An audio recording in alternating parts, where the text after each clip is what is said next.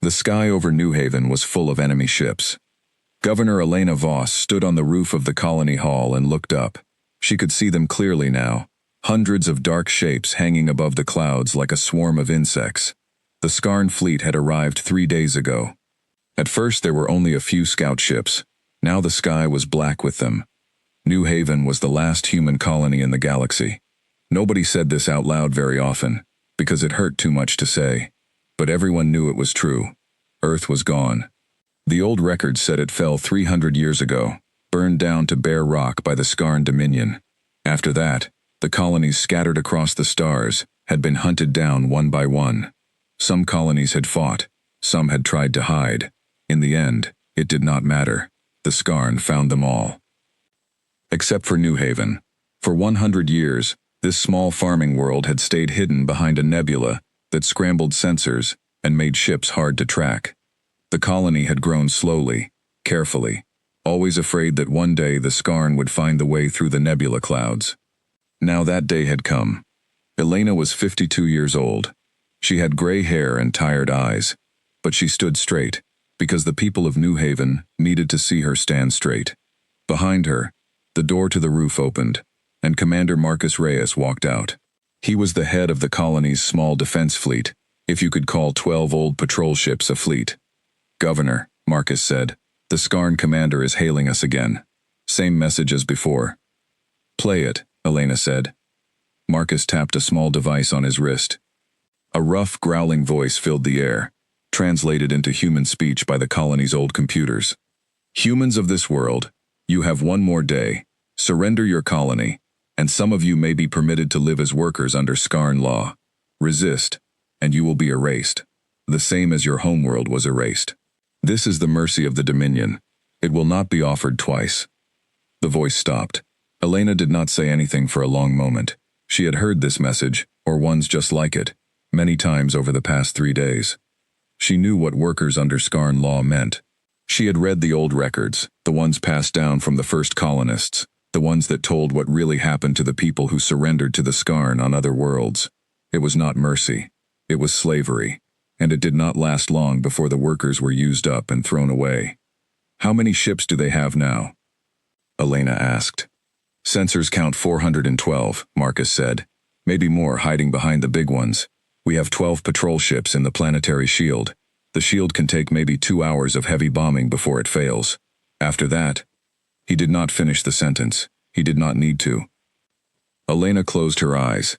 Behind her closed eyes, she could see the faces of the people who lived in New Haven. Almost 60,000 of them. Farmers, teachers, children, old people who remembered their grandparents talking about a green and blue planet called Earth that none of them had ever seen. 60,000 people, and 12 old ships to protect them from 400 alien warships. "Get everyone into the shelters," Elena said. "All of them, today. I don't care if the crops are half-picked or the school day isn't over. Everyone underground by nightfall." "Yes, Governor." Marcus paused before he turned to leave. "Elena, for what it's worth, it has been an honor serving under you." Elena looked at him. He was not much younger than her, and they had known each other since they were children running through the wheat fields outside the city.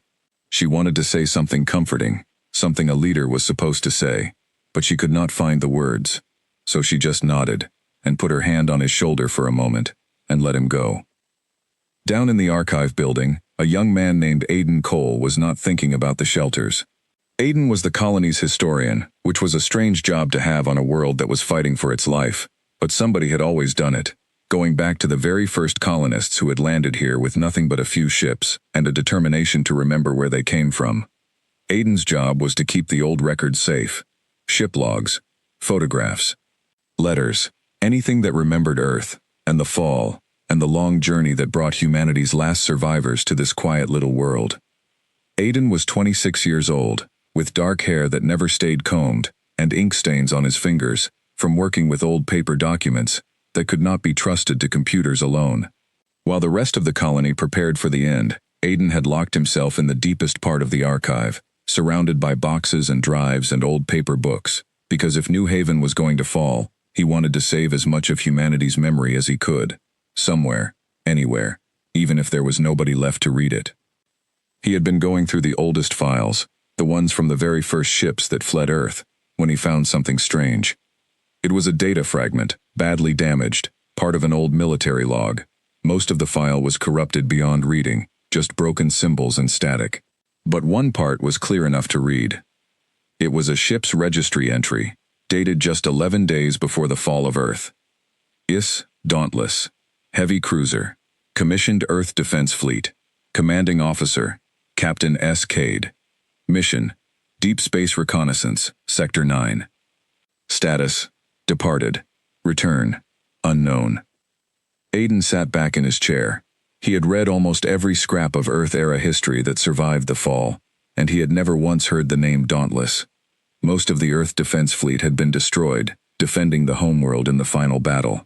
A handful of ships had escaped carrying refugees, and those ships eventually became the colonies, including this one. But a warship sent out on reconnaissance 11 days before the end, one that never came back and was never confirmed destroyed. That was new. He dug further, his tiredness forgotten. Most records from that chaotic time were lost, burned in the same fires that destroyed Earth, or scattered and corrupted during the long flight to safety. But he found one more fragment, a personal letter from an officer who must have known someone aboard the Dauntless. They sent her out past the edge of charted space, further than any ship has gone.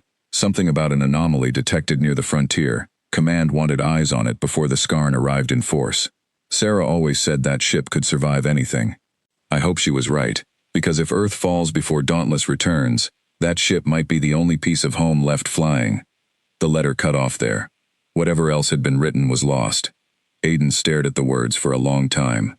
A warship, sent out into deep space just before Earth fell. Never confirmed destroyed. Never returned. 300 years ago. It was probably nothing. Ships lost in deep space 300 years ago did not come back. The crew, if they had somehow survived that long, would be long dead of old age, even if the ship itself had not been destroyed by the Scarn, by an asteroid, by 100 other things that killed ships in the empty dark between stars. But Aiden could not stop thinking about it. He looked at the small emergency transmitter sitting on his desk, the one every archive kept in case they needed to send a distress call. On an impulse he could not fully explain, even to himself. He pulled up the old registry code for the Dauntless and began composing a message. Not a distress call exactly, more like a message in a bottle, thrown into an ocean so vast that the chance of anyone ever finding it was close to nothing. He kept the message simple. He gave the colony's location, buried the coordinates in an old pre-fall encryption that only a genuine Earth Defense Fleet ship's computer would recognize, and attached the old IFF code, the identify friend or foe signal that Earth ships used to use to recognize each other. Then he added a short line of text. If any Earth ship receives this, New Haven Colony, last known human settlement, needs help. We do not have much time left. He sent it out on every long-range frequency the archive's old transmitter could reach, not really believing it would matter, but needing to do something other than sit and wait for the end. That evening, the shelters filled. Families walked through the streets carrying blankets and photographs, and small treasured things. The kind of small treasured things people always try to save when they think they might lose everything else.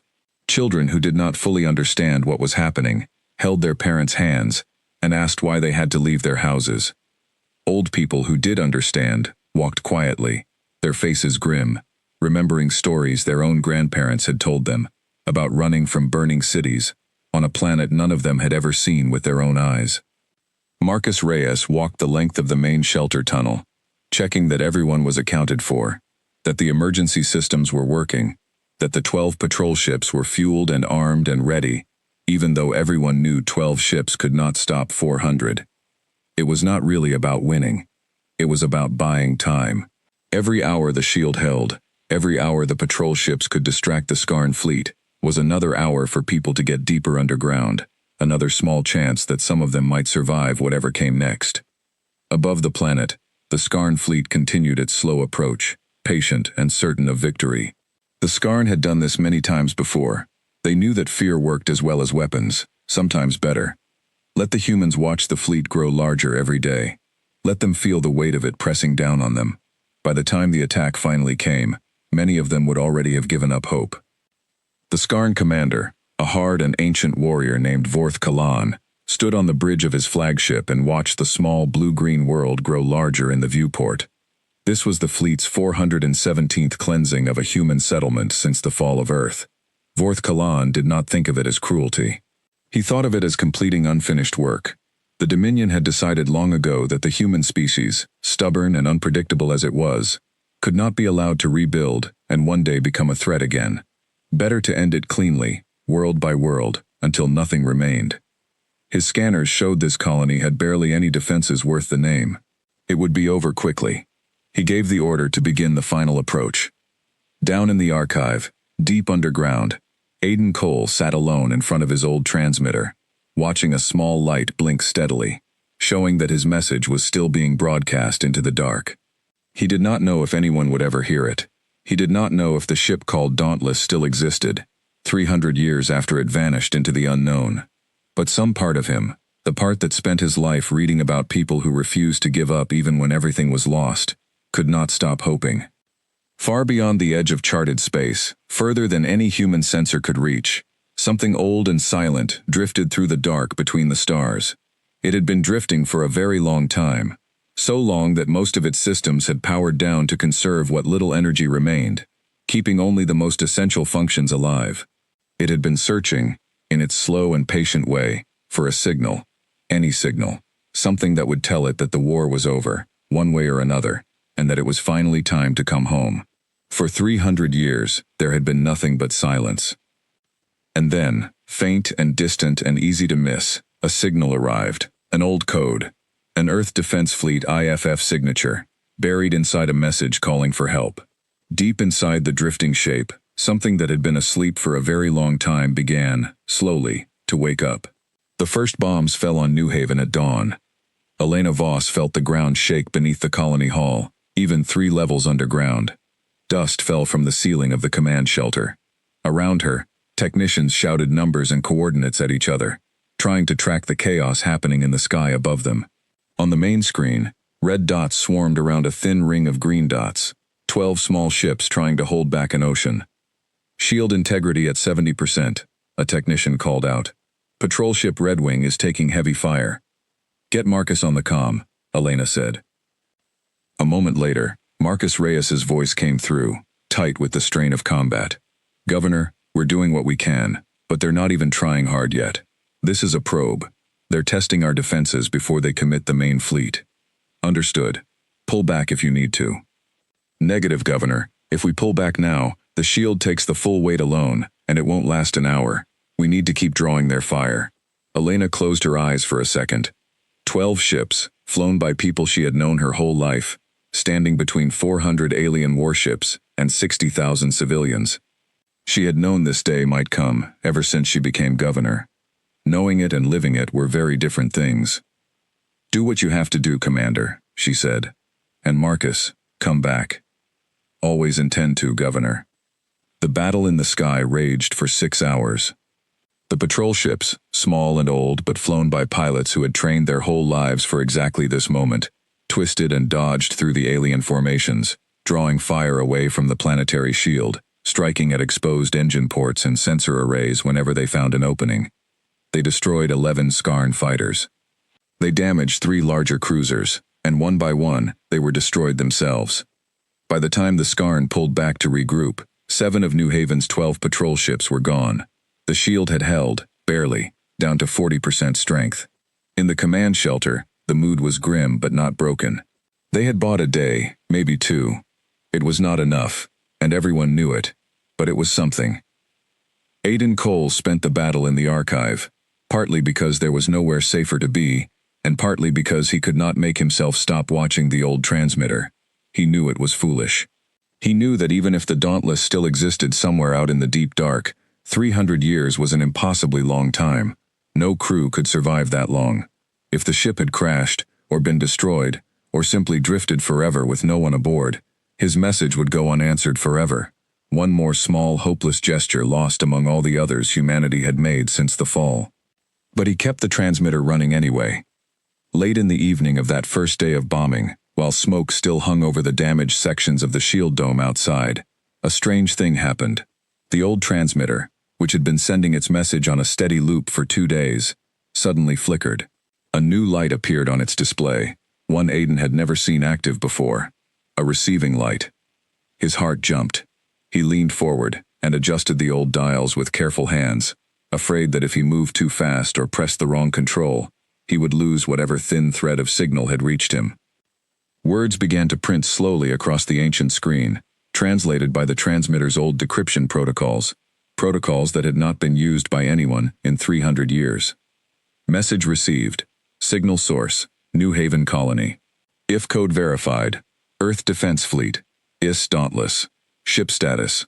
Operational. Crew status. Stasis. Revival sequence initiated. Estimated time to reach.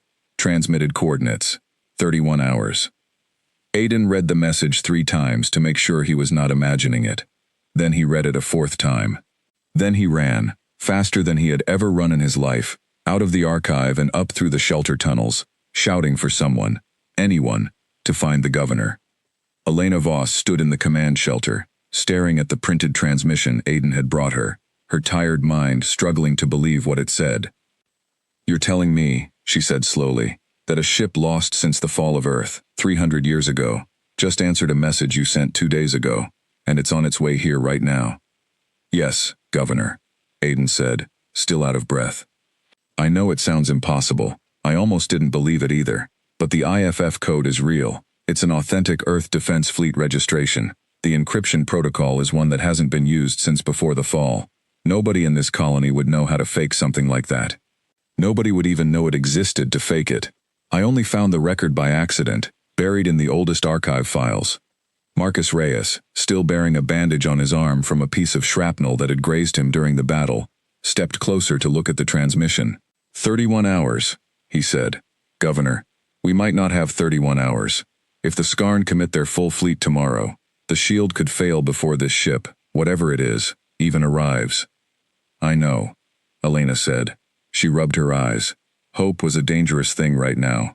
She had seen what false hope did to people in the last days of a losing fight.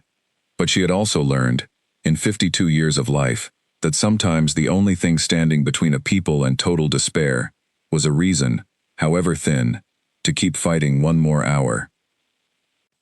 "We tell no one outside this room," she finally said, "not the general population. If this ship does not arrive, or if it turns out to be nothing, I will not have given our people false hope, only to watch it crushed, along with everything else. But Marcus, I want every remaining patrol ship ready to hold the line as long as physically possible. Every hour matters now." "Understood, Governor." Elena turned to Aiden. "Good work, Mr. Cole, truly. Whatever happens next, you have given us something we did not have yesterday." "A chance." Aiden nodded, still a little dazed by the speed of everything that had happened. "Governor, there's something else in the old letter fragment I found. It said the Dauntless was sent to investigate an anomaly at the edge of charted space, right before the fall. If the ship really has been out there this whole time, in stasis, waiting, I don't know what state it will be in when it arrives, or what state its crew will be in. 300 years is a very long time to keep people in stasis, even with good technology." "We will find out soon enough," Elena said. "Get some rest, if you can. All of us will need to be sharp for whatever comes next." Far out at the edge of the system, in the cold dark beyond the last planet, something enormous was waking up. The ISS Dauntless had drifted through the void for 300 years, ever since an unstable anomaly, the very thing it had been sent to investigate, tore open beneath it, and flung the ship an unimaginable distance across the galaxy. The anomaly had not destroyed the ship, but it had knocked out most of its systems, damaged its long-range communication arrays, and left it drifting far from any charted trade route, far from anywhere a rescue might ever find it. The ship's onboard intelligence, an old but very capable system the crew called Atlas, had made the only choice it could. It put the surviving crew into deep stasis, shut down all but the most essential systems, and settled in to wait, and watch, and listen for any sign that it was safe, or even possible, to try to find home. For 300 years, Atlas had listened. It had picked up faint echoes of Skarn communications sometimes, terrible confirmation that the war humanity had been losing when the Dauntless left was still being lost, that the enemy fleet still hunted through the stars. It had heard nothing from Earth, not once, not in 3 centuries. And slowly, methodically, without emotion, because it had none, Atlas had come to understand what that silence most likely meant. But it kept listening anyway, because that was its purpose, and because somewhere in its deepest programming, written by people who had believed humanity was worth saving, even when the odds looked impossible, there was something that refused to simply give up. When Aiden Cole's message reached it, faint and half lost among the static of deep space, Atlas ran the verification protocols 4 separate times before it allowed itself to trust the result. An Earth Defense Fleet IFF code. A human settlement, calling for help, 300 years after everyone Atlas had ever known was presumed dead. Atlas began the stasis revival sequence immediately. It was not a fast process. Bodies that had slept for 300 years, even in the best stasis technology available to Earth's engineers, needed to be woken carefully, or the shock would kill them. But Atlas did not have the luxury of a careful, gentle revival. It began waking the command crew first, the people the ship would need most urgently, and pushed the process as fast as it dared, without killing them outright. In pod after pod throughout the ship, lights that had been dark for 3 centuries flickered back to life. Frost melted from glass. And slowly, painfully, people who had gone to sleep in a galaxy where Earth still stood, began, one by one, to open their eyes. The first to wake, gasping and shaking with the cold shock of revival, was a woman in her middle years, her dark hair streaked with premature gray, her uniform bearing the insignia of a captain in the Earth Defense Fleet. She had gone into stasis the night the anomaly swallowed her ship, thinking she would wake within days once repairs were complete. Instead, Atlas's voice was the first thing she heard, calm and steady, as it had always been, delivering 300 years of history in a few brief, terrible sentences. Captain Sarah Cade lay in her stasis pod for a long moment after Atlas finished speaking, staring up at the ceiling of a ship she had once known as well as her own heartbeat, now feeling like a stranger inside it. Earth was gone. Everyone she had ever known outside this ship was gone. 300 years had passed in what felt to her like a single long night's sleep. And somewhere out there, impossibly, a human colony was calling for help. She sat up, her muscles screaming in protest, and forced her voice to work. Atlas. Status report. All of it, now. Yes, Captain, Atlas replied. We are 30 hours from a colony called New Haven, the source of the distress signal. Sensor data indicates the colony is under attack by a Skarn Dominion fleet, numbering approximately 400 vessels. New Haven's defenses are limited. Sarah Cade closed her eyes for 1 second, letting 300 years of grief and shock settle somewhere she could carry it without it breaking her, the way she had trained herself to do a very long time ago, back when Earth was still burning, and there had been no time to grieve properly then either.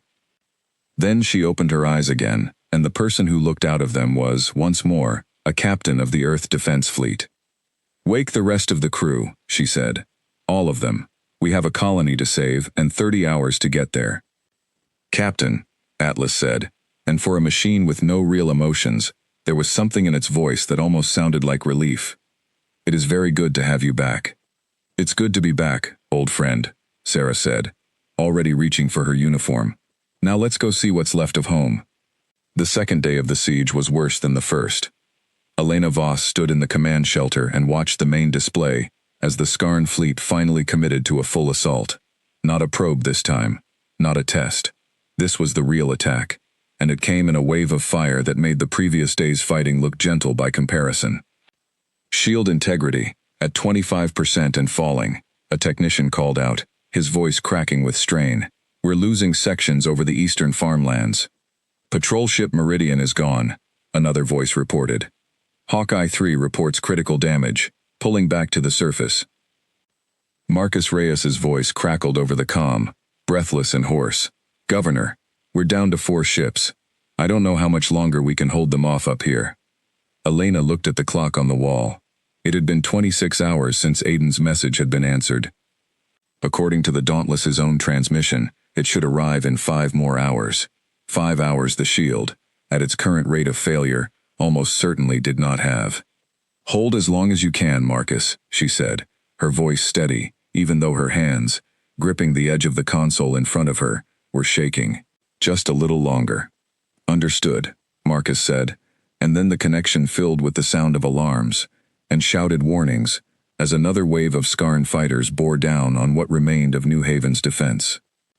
Down in the archive, Aiden Cole sat with the old transmitter, watching the countdown Atlas had sent. 5 hours, then 4 hours and 50 minutes, then 4 hours and 40, each minute feeling like an eternity, while the ground shook around him with the impact of alien weapons above. At 2 hours remaining, the shield failed completely.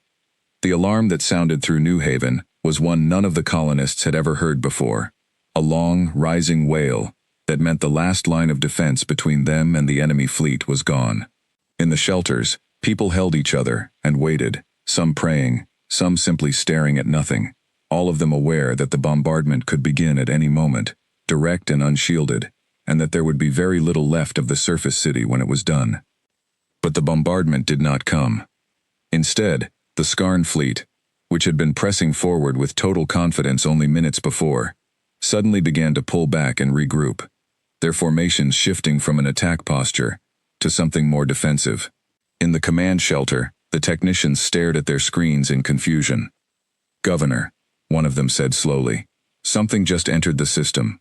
Something big." Elena's heart leaped into her throat. "Show me." The main display shifted, pulling back to show the edge of the system, and there, cutting through the black at a speed that made the sensors struggle to track it accurately, was a shape unlike anything New Haven's aging scanners had ever recorded. It was enormous, far larger than any Skarn cruiser in the besieging fleet. Its hull, a dark gray-blue, marked with old, faded symbols that every person in that room recognized immediately from history lessons and old photographs, because those symbols belonged to Earth. "Atlas Command, this is the ISS Dauntless, on approach to New Haven," a woman's voice said over every open frequency in the system, calm and clear and utterly unafraid. "Colony forces, hold your position. We have your enemy's fleet on our sensors, and we are moving to engage. Hold on just a little longer." In the command shelter, several people actually began to cry. Marcus Reyes, badly wounded, propped up in the cockpit of his one remaining functional patrol ship, let out a laugh that was half relief and half disbelief. "Well, I'll be damned," he said to no one in particular. The old girl's real. Aboard the Dauntless, Captain Sarah Cade stood on the bridge, watching the tactical display fill with red dots representing the Skarn fleet. More enemy ships than she had ever faced in a single engagement, even during the darkest days of the war for Earth. Around her, her bridge crew, still pale and unsteady from 300 years of stasis, worked their stations with the practiced calm of people who had trained their entire careers for exactly this kind of moment, even if none of them had imagined it would come after sleeping through 3 centuries first. "Atlas, status on the colony," Sarah said. "Shield generator has failed. The colony's remaining defense force consists of 4 damaged patrol vessels, civilian population estimated at 59,000, currently sheltering underground. The Skarn fleet is repositioning, likely preparing to resume bombardment now that the shield is down." "Not on my watch," Sarah said quietly. She turned to her tactical officer, a broad-shouldered man named Lieutenant Commander Diego Reyna, who had been her second in command since before the anomaly, and who still had not quite finished processing that everyone he had ever known outside this ship was 300 years gone. "Diego, weapons status. Main batteries at 90%, Captain. Fighter bays report all birds ready to launch, though half the pilots are still shaking off stasis sickness. Point defense is fully operational." "Good enough. Launch fighters, full spread, target their forward line, draw their attention away from the colony. Helm, take us in low, over the planet's northern hemisphere. Use the terrain to break their firing angles as long as we can." "Aye, Captain." The Dauntless surged forward, its engines, ancient by any modern standard, but built to a level of quality the Skarn had never quite managed to match, driving it into the heart of the enemy formation. Fighters streamed out of its launch bays, small and fast, cutting through the Skarn line in tight, disciplined formations that spoke of training the pilots had absorbed so completely it survived even 3 centuries of frozen sleep. The Skarn commander, Vorth Kalan, watched the single massive human vessel tear into his fleet's forward positions, with something approaching disbelief. His sensors told him this ship's technology was old, 3 centuries out of date by any measure his people used to judge such things, and yet it fought with a ferocity and precision that outclassed his own vessels, ship for ship, its weapons finding gaps in his formation's defenses that his tactical officers swore should not have existed. "What is this thing?" Vorth Kalan growled, watching 3 of his cruisers explode in quick succession under the Dauntless's concentrated fire. "Where did it come from?" "Unknown, Commander," his tactical officer reported, fear creeping into his usually steady voice. "It matches records of pre-fall Earth Defense Fleet vessels, but all such vessels were confirmed destroyed centuries ago." "Then it should not exist," Vorth Kalan snapped. "Concentrate all fire on that ship. I do not care about the colony's remaining ships. Destroy the newcomer first." On the surface, in the command shelter, Elena Voss and Aidan Cole watched the battle unfold on the main display, with a mixture of awe and terror. The Dauntless was magnificent, cutting through Skarn formations that should have overwhelmed it 100 times over, but the sheer number of enemy ships was beginning to tell. Dozens of Skarn cruisers had turned their full firepower toward the single human vessel, and even a ship as powerful as the Dauntless could only take so much punishment. "Their shields are dropping," a technician reported, reading data from the old ship's transmitted status updates. 40%. 35. Aidan gripped the edge of the console, his knuckles white. "They came all this way," he said quietly. "They can't lose now, not after everything." Elena did not answer. She had watched too many battles in the last 3 days to make promises about how any of them would end. On the Dauntless's bridge, Sarah Cade watched her shield readings fall with a captain's practiced calm, even as alarms blared around her, and the ship shuddered under the weight of concentrated enemy fire. "Shields at 30%, Captain," Diego Reyna reported. "We can't take much more of this directly." Sarah's eyes moved across the tactical display, taking in the shape of the battle, the positions of the enemy fleet, the terrain of the planet below, 300 years of naval training coming together in the space of a single breath. And then she saw it. A gap, a moment where the Skarn fleet's formation, so focused on destroying the Dauntless, had left its own command ship exposed. "Diego," she said, "if I asked you to do something that sounds completely insane, would you trust me?" Diego Reyna managed a tired, strained smile. "Captain, I went to sleep 300 years ago, and woke up in the middle of a war I didn't know was still happening. At this point, insane sounds about right." "Good man," Sarah said. "Helm, full power to forward shields, divert everything else. We're going straight at their command ship. Atlas, I want everything we have loaded into the forward batteries the second we're in range." "Captain," Atlas said, "that maneuver carries an 81% probability of critical hull damage." "Noted," Sarah said. "Do it anyway." The Dauntless turned, its remaining shield power concentrated entirely forward, and drove directly toward the heart of the Skarn fleet, toward the flagship where Vorth Kalan stood, watching in first confusion, and then, as he understood what was happening, something close to genuine alarm. "They're charging the command ship," his tactical officer shouted. "Direct course, full power." "Impossible," Vorth Kalan snarled. "One ship cannot simply—" He did not finish the sentence, because at that moment, the Dauntless opened fire with everything it had left, every weapon system aboard the old warship, discharging in a single, devastating volley, aimed directly at the Skarn flagship's exposed forward hull. The Skarn flagship's shields absorbed the first half of the Dauntless's volley and failed under the second half. Fire tore through the alien vessel's forward decks, and for a moment, the entire battle seemed to pause, both fleets watching to see if the impossible gamble had worked. It had not been a killing blow. The flagship was too large, too well armored, to be destroyed by a single strike, even one that powerful. But it was crippled. Its engines flared and died. Half its weapon batteries went dark. And for the first time since the siege of New Haven had begun, the Skarn fleet's rigid, disciplined formation broke into confusion, ships scrambling to protect their wounded commander instead of pressing the attack. On the Dauntless's bridge, alarms screamed. The ship had taken enormous damage closing that gap, its own shields failing entirely in the final seconds before impact, its hull scorched and breached in a dozen places. "Hull integrity at 40%, Diego Reyna reported, blood trickling from a cut above his eyebrow, where he had been thrown against his console. "We've got fires on decks 6 through 9, emergency crews responding. Captain, we can't take another hit like that."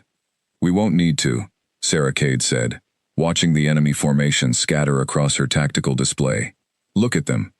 They don't know what to do now that their commander's ship is hurt. Atlas, signal to all colony forces and remaining fighters. Hit them now, while they're disorganized. Concentrate on the ships nearest the flagship. Don't let them regroup around it. Transmitting, Captain. Marcus Reyes, in his battered patrol ship above New Haven, heard the order, and grinned, despite the pain of his wounds. You heard the lady, he called out to his remaining pilots. Let's finish this. What followed was not a clean, easy victory. The Skarn fleet still outnumbered the combined human forces many times over, and Skarn warriors did not surrender easily, even when confused and disorganized. The battle raged on for another hour, brutal and costly on both sides. 2 more of New Haven's patrol ships were destroyed. A dozen dauntless fighters did not return to their bays, but the tide had turned, and everyone in that battle, human and Skarn alike, could feel it. Vorth Kalan, standing on the burning bridge of his flagship, watched his fleet's formation collapse around him with a fury that had nowhere left to go. His engineers told him the flagship's drive core was too damaged to risk another engagement. His remaining captains, seeing their commander's ship crippled and the newcomer warship still fighting despite its wounds, began making their own decisions about whether this cleansing was worth the cost. Commander, his second-in-command said carefully, 3 cruisers report critical damage. 2 more have lost weapons capability. If we press this fight further, we risk losing the fleet entirely, for one insignificant colony. Vorth Kalan wanted to refuse. Every instinct bred into him across a long career of conquest told him to press forward, to grind this defiant little world into dust no matter the cost, because the Dominion did not retreat. The Dominion did not show weakness, especially not to a species it had already declared extinct in every official record. But he was also, underneath the fury, a practical commander, and practical commanders did not throw away entire fleets over a single stubborn colony when there were 1,000 other worlds still to conquer. Withdraw, he said finally, the word tasting like ash in his mouth. Full retreat to the rally point. We will return with greater numbers, and we will remember this ship's name, but we withdraw. Across the system, the Skarn fleet began pulling back, ships breaking off their attacks and forming up for a jump to faster-than-light travel, leaving the battered remains of their assault force behind like scattered wreckage. Within 20 minutes, the sky above New Haven, which had been black with enemy ships for 3 days, was empty. In the command shelter, a stunned silence fell over the room as the last Skarn signature disappeared from the sensors. Then someone began to cheer, and the sound spread through the shelter like wildfire. Technicians and soldiers and civilians, who had crowded in during the worst of the bombardment, all crying and laughing and embracing each other, 3 days of terror breaking all at once into overwhelming relief. Elena Voss did not cheer. She stood very still, staring at the empty sky on the display, and let herself, for just a moment, feel the full weight of what had almost happened, and what, impossibly, had not. Then she straightened her back, the way a governor needed to, and turned to the room. Get medical teams to the surface immediately, she said, her voice carrying clearly over the celebration. I want casualty reports from every patrol ship crew, and somebody get me a channel to that warship. We owe them our lives, and I intend to thank them properly. Aidan Cole, standing near the back of the room, felt his legs finally give out from 3 days of exhaustion and fear, and he sat down hard on a nearby chair, laughing and crying at the same time, hardly able to believe that the impossible message he had sent into the dark had actually, somehow, saved them all. Above the planet, the Dauntless drifted in orbit, wounded but alive, its damage control crews working through the ship to contain fires and seal breaches, while its remaining fighters returned to their bays one by one. On the bridge, Sarah Cade allowed herself to sit down in the captain's chair, for the first time since she had woken from stasis, feeling the exhaustion of the battle, and of 300 years of lost time, finally catching up with her all at once. Atlas, she said quietly, casualty report. 12 crew members lost during the engagement, Captain. 31 wounded, 4 seriously. The ship itself has sustained significant structural damage, but remains spaceworthy. Repairs will require substantial time and resources we do not currently possess. Sarah closed her eyes. 12 people who had survived 300 years of frozen sleep only to die in their first battle back among the living. It was a heavy cost, but she had seen the alternative. had seen what the Skarn did to worlds that could not defend themselves, and she knew, with the certainty of a career naval officer, that it had been a cost worth paying. "Open a channel to the colony," she said. "Let's see what's left of home." A moment later, the face of Elena Voss appeared on the Dauntless's bridge display, tired and lined with the stress of the past 3 days, but steady, the face of someone who had carried a great weight and refused to let it break her. "This is Governor Elena Voss, New Haven Colony," she said. "I don't have the words to properly thank you, Captain. I'm sorry, I don't believe I caught your name." "Captain Sarah Cade, Earth Defense Fleet, ISS Dauntless," Sarah replied. "And you don't need to thank us, Governor. We were just doing what any Earth ship would have done, if any of them had still been around to hear your call." Elena's expression shifted, something complicated moving behind her eyes. "Captain, how much do you know about what happened after your ship was lost?" Sarah's jaw tightened slightly. "We know Earth fell. We know the Skarn have been hunting the colonies for 3 centuries. Beyond that, Atlas has been running data recovery on every fragment of information we picked up during our approach. But 300 years is a long silence to fill in all at once." "Then perhaps," Elena said carefully, "it would be better to talk in person. There is a great deal of history to share, Captain, some of it very hard. And I suspect your crew, after everything they've been through, could use solid ground beneath their feet again, even if it's not the ground they remember." Sarah looked around at her bridge crew, at Diego Reyna nursing his wounds, at the young officers who had gone to sleep as citizens of a thriving Earth, and woken as the crew of what might be one of the last true Earth Defense Fleet vessels left in existence. She thought of the 12 crew members who had died today, who would never see whatever New Haven had to offer, who had given everything to save a colony none of them had known existed a week ago. "I think that would be good for all of us, Governor," she said finally. "We'll need time to make the Dauntless safe to leave in orbit unattended, but yes, we would very much like to see this colony of yours." "Then welcome to New Haven, Captain Cade," Elena said, and for the first time in 3 exhausting days, she allowed herself something close to a real smile. "Welcome home." 3 weeks passed before Sarah Cade finally set foot on the surface of New Haven, and by then she had already learned most of what there was to know about the 3 centuries she had slept through. It had not been an easy education. Aiden Cole had spent long hours in the ship's makeshift infirmary, sitting beside wounded crew members and, later, in the colony's rebuilt archive, walking Sarah and her senior officers through everything the colony's records contained. The fall of Earth, the desperate flights of the refugee ships, the slow, hard decades of building New Haven behind its hiding nebula, always fearing discovery, always preparing for a day that had finally, 3 days ago, arrived. Sarah listened to all of it with the same steady calm she brought to every crisis, but Aiden noticed the way her hands sometimes tightened when certain names came up. Old Earth cities, old fleet units, names of people who might have been friends or family before the anomaly took her away from all of it. She did not talk about her own losses. Not yet, but Aiden, who had spent his whole life studying the wounds history left on people, recognized grief when he saw it, even carefully hidden grief. "You don't have to pretend it doesn't hurt," he told her once, during a quiet evening in the archive, surrounded by the very records that had first brought her ship here. "Everyone in this colony carries something like it. Stories about a home most of us never saw. It doesn't stop hurting. It just becomes something you carry, instead of something that stops you." Sarah looked at him for a long moment. "You're young to be so wise, Mr. Cole." "I read a lot of very old, very sad letters," Aiden said. "It teaches you things." The colony held a memorial for the fallen, on the 8th day after the battle. 7 patrol ship pilots, 12 Dauntless crew members, who had survived 300 years of sleep, only to give their lives, in their first hours awake.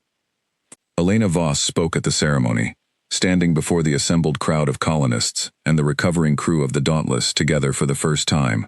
2 groups of humanity that had been separated by 3 centuries and impossible distance, now standing shoulder to shoulder in grief and gratitude.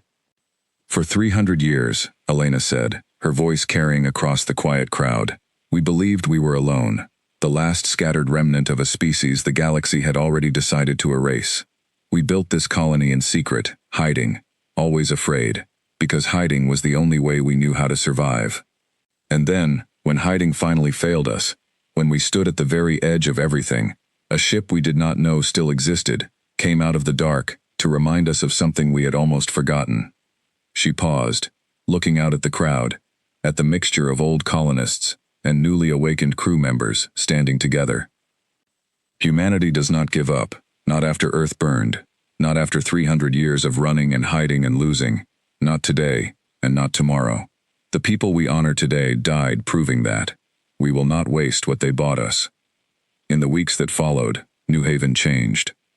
The Dauntless, too damaged to leave orbit safely, was slowly repaired using the colony's industrial resources, combined with the ship's own advanced but aging technology.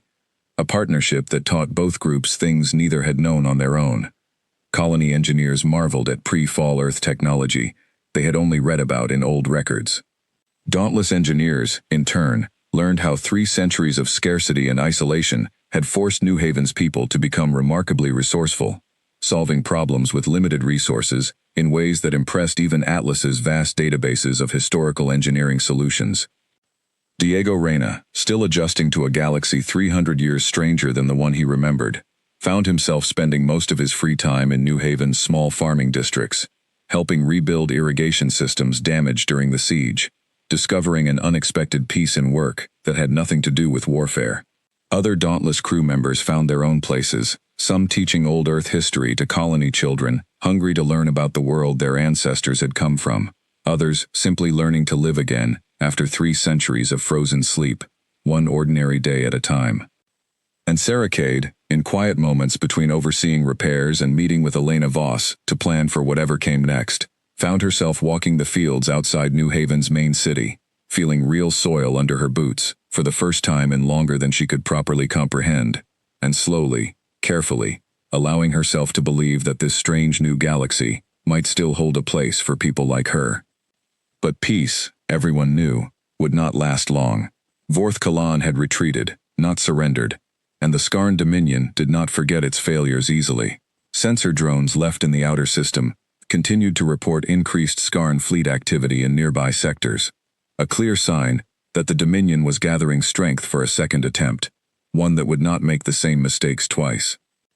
Elena Voss called a meeting in the 4th week after the battle, bringing together the colony's council and the senior officers of the Dauntless in the colony hall's largest chamber. "We have perhaps a few months before they return," she said, laying out the sensor data on the table before them. "Possibly less. We cannot simply hide again, not with the Dauntless in orbit marking our location for anyone paying attention. We need a plan." Sarah Cade studied the data carefully, old naval instincts working through the problem with practiced precision. New Haven cannot defend itself alone, even with the Dauntless repaired. One ship, however capable, cannot hold off a determined Skarn fleet forever, especially not one seeking revenge for this defeat. "Then what do you suggest, Captain?" Elena asked. Sarah was quiet for a moment, looking around the room at the faces gathered there, colonists and crew members alike, all of them survivors of a species the galaxy had tried very hard to erase. Atlas's records, damaged as they are, suggest the anomaly that stranded us wasn't unique, she said finally. There were reports, before the fall, of similar anomalies detected in several other sectors, wormhole-like distortions that could fling ships vast distances. If Earth sent other reconnaissance vessels to investigate those anomalies before the end, the way it sent us. Aiden Cole, sitting near the back of the room, felt a chill run down his spine as he understood what she was suggesting. "You think there might be other ships out there," he said. "Other survivors, like the Dauntless." "I think it's possible," Sarah said. "I can't promise it. 300 years is a very long time, and space is very large. But if there's even a chance that other pieces of Earth's last fleet are still out there, drifting, waiting for someone to answer a call they don't even know has been made yet, then I believe we have an obligation to look. Not just for New Haven's sake, but for whatever remains of humanity scattered across this galaxy." Elena Voss looked around the room at the faces of her council, at Marcus Reyes, healed but forever marked by 3 days of desperate battle, at Aiden Cole, whose stubborn refusal to stop hoping had brought them a warship out of impossible odds, at Sarah Cade, who represented not just one ship, but the very idea that Earth's fight had not truly ended the day it fell. "Then we have a great deal of work to do," Elena said. Captain Cade, when the Dauntless is fully repaired, I want you to take her out again. Follow whatever leads Atlas's records can provide, and New Haven will do everything in its power to support that mission, because if there is even the smallest chance of finding more of our people out there, we owe it to everyone we have already lost to try. Sarah nodded, feeling something settle into place inside her that had been unsteady since the moment she woke from stasis into a galaxy that no longer held anything familiar. A purpose, a reason the long sleep, and the loss, and the strange new world she had woken into might all mean something after all. Then let's get to work, she said. Earth may be gone, but as long as there's a single human ship still flying, still searching, still refusing to give up, then humanity isn't finished yet, not by a long way. Outside the colony hall, evening was falling over New Haven, the sky clear and quiet for the first time in weeks. No enemy ships marring the peaceful dark. Somewhere above, the Dauntless hung in orbit, scarred but alive, a symbol of a species that had been told, over and over across 300 hard years, that it was finished, that it was extinct, that its story was over. And every single time, humanity had proven that story wrong. The last colony was no longer alone, and out among the stars, in places no Scarn sensor had ever charted, there might be more of home still waiting to be found. The search was only just beginning, and this time, humanity would not be searching in silence. It would be searching together.